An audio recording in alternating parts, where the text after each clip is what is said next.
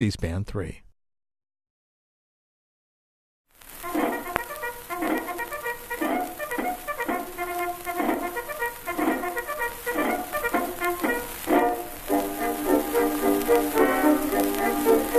"2018 is the centennial year of U.S. participation in World War I, and American History TV is marking the anniversary with a variety of programs. Previously, on American Artifacts, we visited the U.S. Army Heritage and Education Center's annual Living History event in Carlisle, Pennsylvania, to talk to reenactors who portray French and German World War I soldiers. Up next, we return to the Army Heritage Days event in Carlisle to learn what life was like for the over 2 million American doughboys who served overseas during the Great War. This is about 30 minutes. How do you do? My name is Michael McCloskey. I'm here to talk to you a little bit about what the average soldier from the American Expeditionary Force in World War I would have thought, felt, carried, that sort of thing.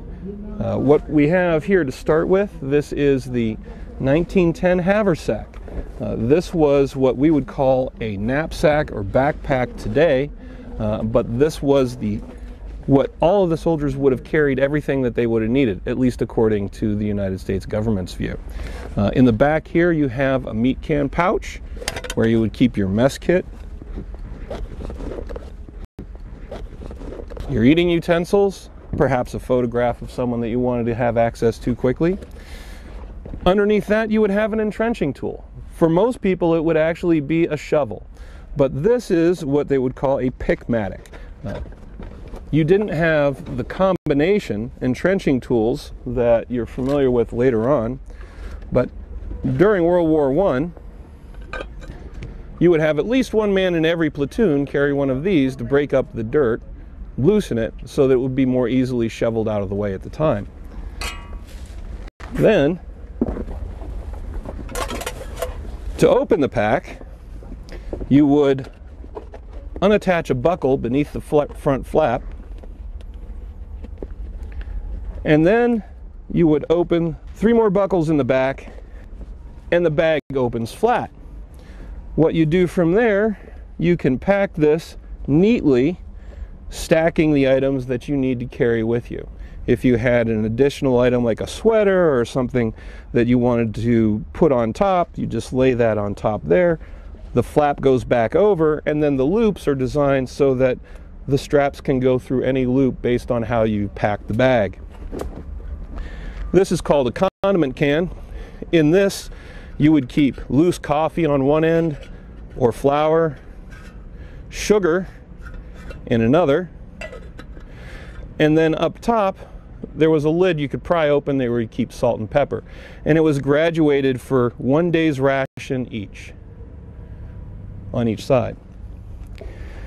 If you happen to be issued meat rations, they would be carried in something like this. This is a meat can designed for bacon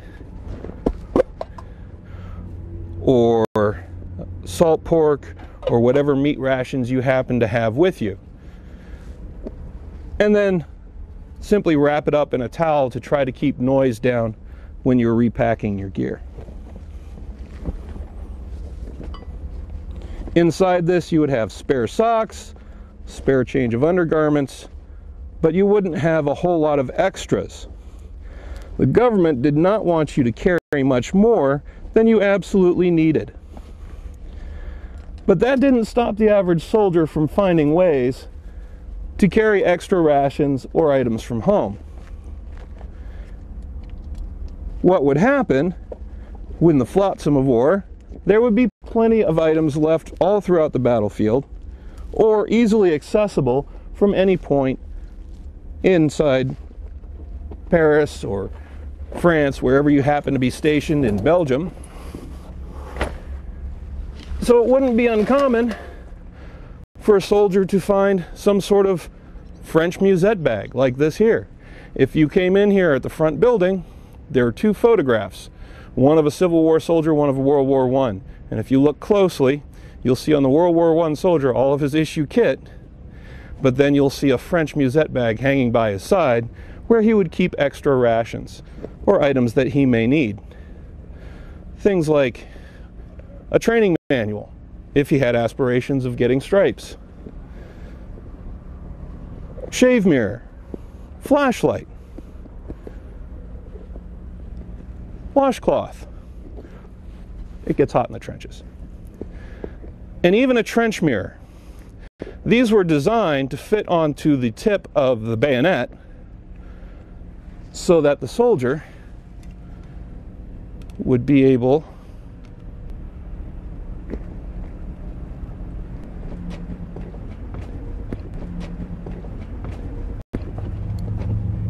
could wind up sticking a mirror up where another person would then be able to take a look at the mirror to find out what's going on.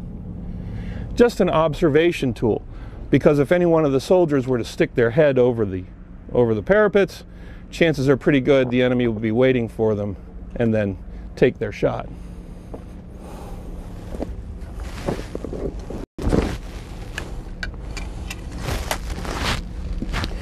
Sometimes industrious soldiers would find additional meat cans. Inside these, they might want to put things that they didn't want to have damaged on the march. Toothbrush. Housewives. A housewife is a sewing kit that is designed to keep the soldier's uniform in good repair.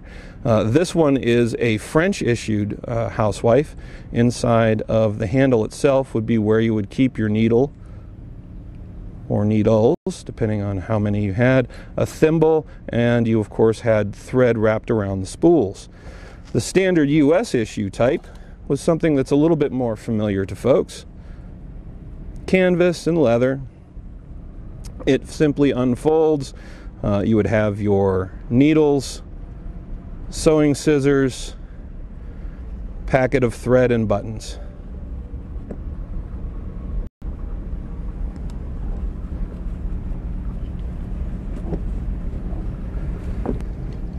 A shave kit.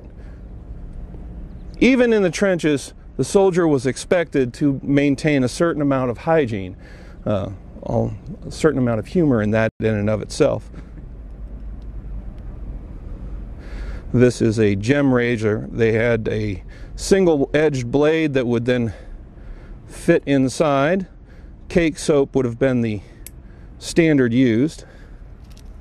Now you're ready to shave. Some hot water and a little cake soap, you'll be good to go. These are all original items.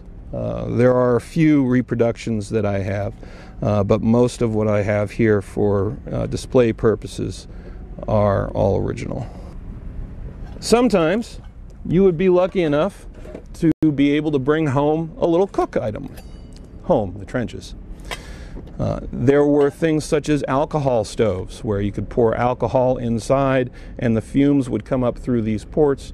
That's what would then be lit, and you could set this down and wind up using a small convertible cook pot right over top, whether to cook your coffee, soup, whatever you happen to be lucky enough to obtain from the local surroundings.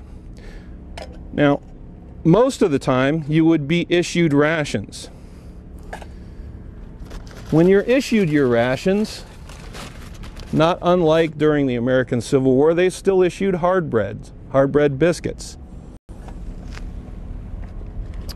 They issued crackers in long tins such as this. This is where we get our saltine lengths from, which was designed so that it would fit neatly inside of the haversack on a horizontal.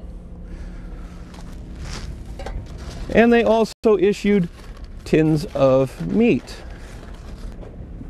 Very simply, there's an afternoon's lunch with a little saltine cracker and canned meat. Soldiers ready to go for the day. If you were lucky enough to have one of those stoves, you could have yourself some hot coffee.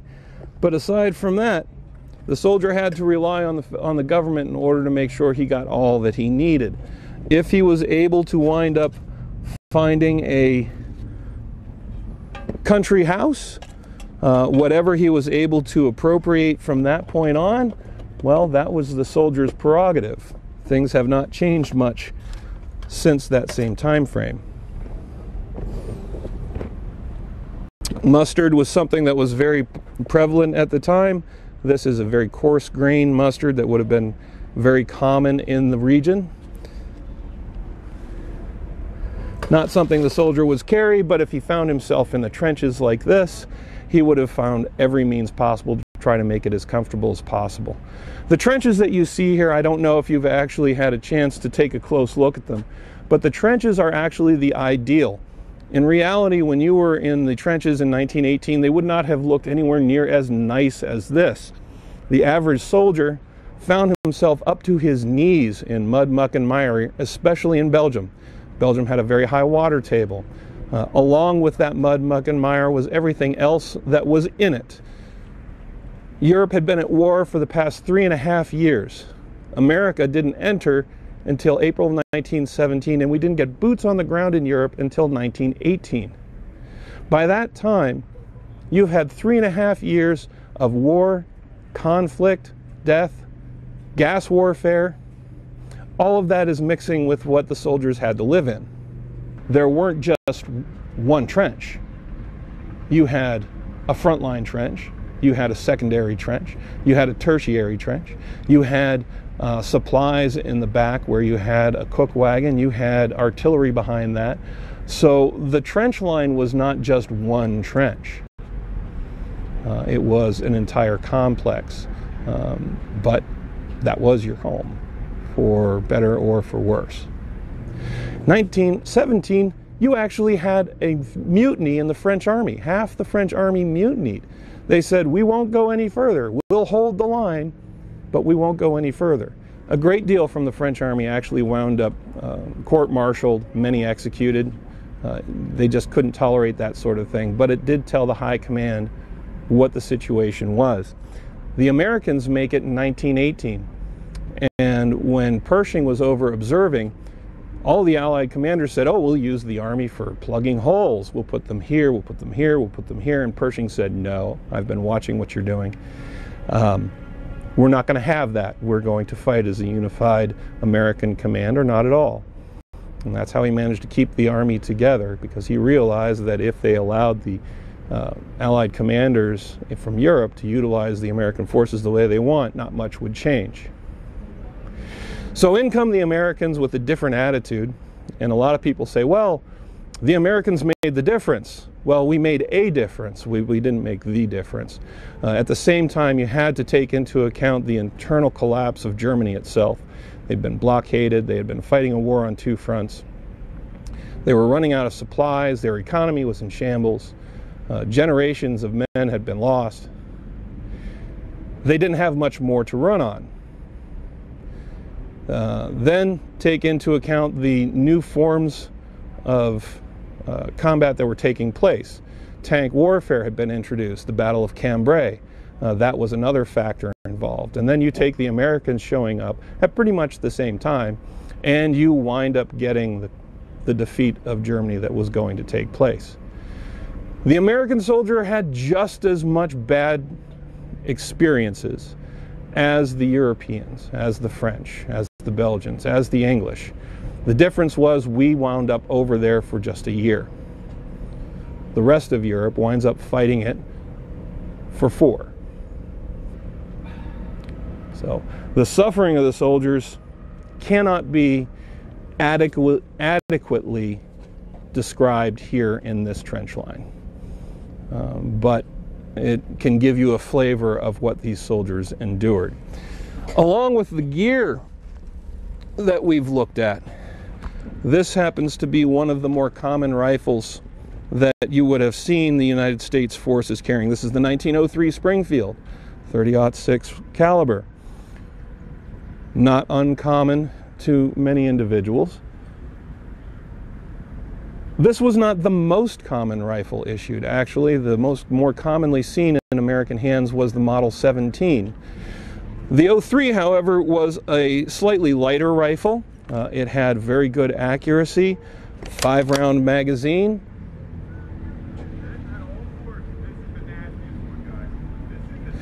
Bolt action fed. And this was the soldier's best friend during the war. The bayonet, fixed right on there. And when you were up on the line, that's how you would have been. With the rifle, you had your ammunition belt, which you would carry 10 rounds in each pocket, 2 clips of 5 rounds each. To your ammunition belt, you would have your bayonet, your first aid pouch, canteen, and equipment suspenders. This was in fighting order. If you happen to be in marching order, the bayonet itself would actually be affixed to the haversack, and all of the haversack would then be attached to the belt itself, able to distribute the weight. Now, just because the weight's distributed doesn't mean that it's a very comfortable piece of equipment, especially when you wind up having your blanket and your tent strapped to the bottom of the pack, leading it to being a very bottom-heavy bag. It tended to sway about a good bit. So soldiers would be quite pleased to get that off as quickly as possible. And ever present would be the gas mask, worn on the chest in the event of a gas attack that would take place. The soldier would be trained to wind up getting the gas mask on within 30 seconds, or else he would have a grave concern of either going blind or leading to a very slow, painful, agonizing death. Gas was, of course, introduced for the first time in the Great War as a means of combat. The French utilized a laughing gas grenade first, but it was the Germans that wound up introducing poison gas first, and that was at the Second Battle of Ypres when they released a cloud of chlorine. When the chlorine gas reached its mark, it created such a devastation that the Germans were unable to take advantage of the opportunity that it gave them. And yet, a year later, that sort of conflict was actually going to wind up being commonplace for soldiers at that time, almost normal. One piece that we tend to take for granted in regards to some of the gear that the soldiers would be wearing in the trenches is the helmet. The helmet itself went out of favor in the 16th century with the introduction of black powder, making armor obsolete. However, the Great War was a first for many things, not the least of which was going to be aircraft. And aircraft was dropping bombs, and aircraft was causing issues, and there were falling shrapnel. And for the first time in a long time, they began to see a whole bunch of head injuries. As a result of this, the helmet became reintroduced. Early in the war, a French soldier actually put a steel mess bowl onto his head, and then put his kepi on top of that. And there was a shell that went off nearby, and some shrapnel hit him in the head. Well, he comes to in a hospital, and they tell him the only thing that saved his life was that steel mess bowl on top of his head under his kepi. An officer heard this and got to thinking, and the French began to adapt a fireman's helmet for use in the trenches, and they began to see a drop-off in head wounds as a result. There was also a German officer about the same time that had a similar idea. And then, of course, the British began to see this being utilized by the French, and they began to produce their own version that they called a Brodie helmet. So in the modern era, you see a reintroduction of medieval armor as a result of trench warfare. The helmet makes its debut in the modern time after, 200 or 300 years of obsolescence. I do this because it teaches me. I learn things that you just don't learn in a book. When you wind up taking on the mantle of the people who've come before you, and you begin to live their life a little bit, you begin to understand their mindset. One of the biggest difficulties that we have in our modern times is to see the past through their lenses. We oftentimes look at past events and different decisions that were made through our modern eyes, but there is no way you can get a true understanding for the reasons why people did what they did by doing so. However, by stepping back into their time frame, into their attitudes, into their life, you begin to understand where they were coming from and why they made the decisions that they did. Not just to honor the men, but to understand them. And in that understanding, you do them the greatest honor, I think, anyone can do. You don't have to like it. No one has to like it.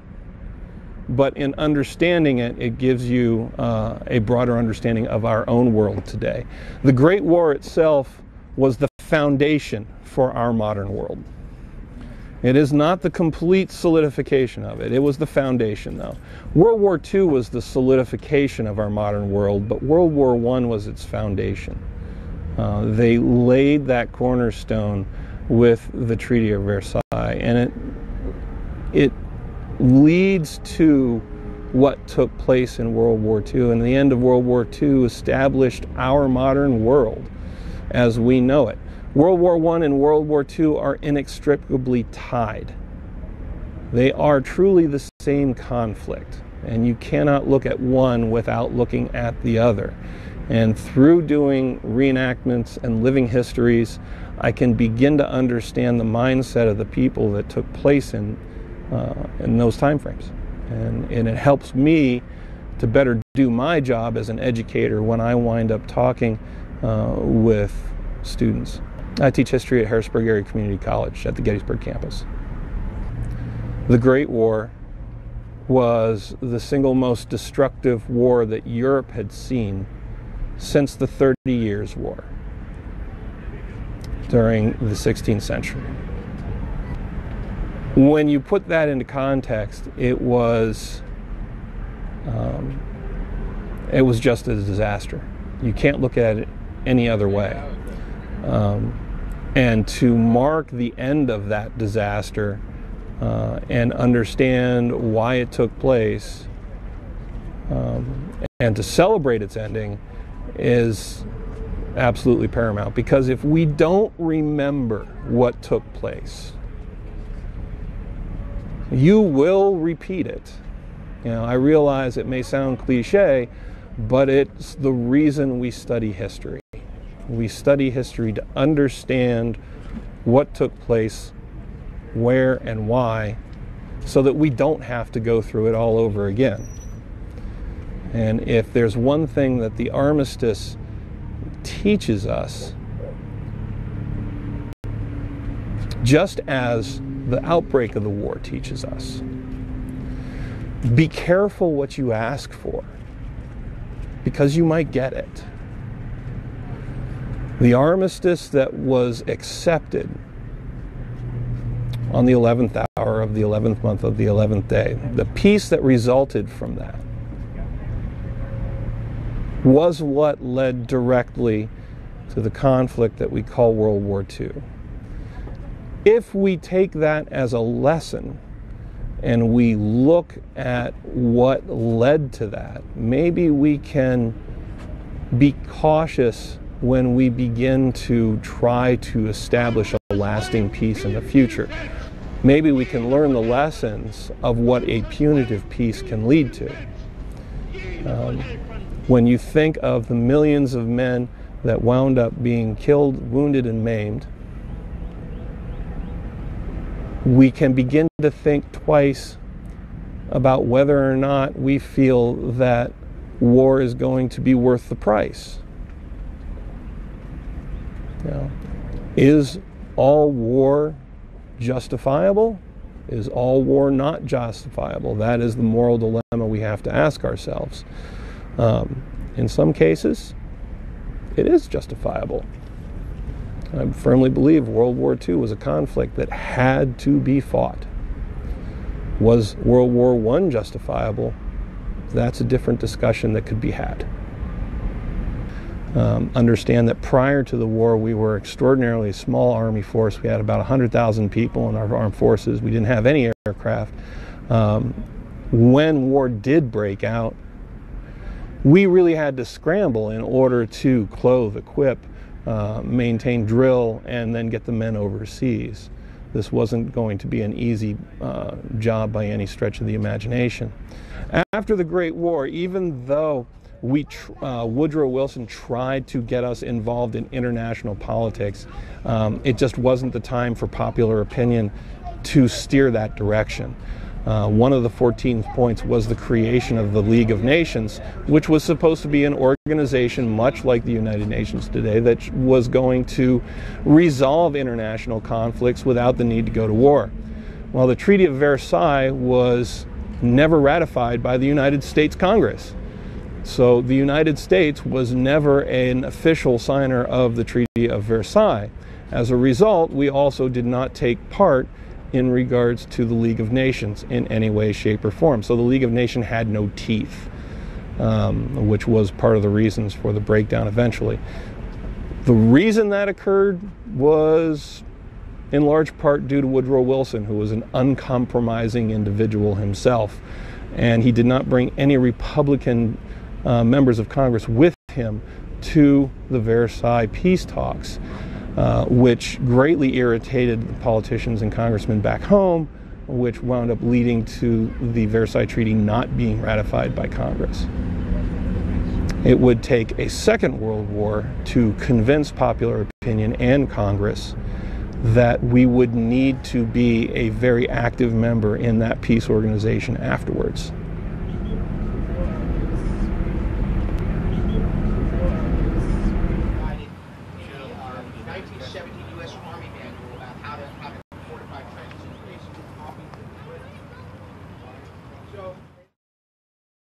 Tonight on Q&A, congressional historians Richard Baker, Donald Ritchie, and Ray Smock. One of the questions that I hear people asking all the time is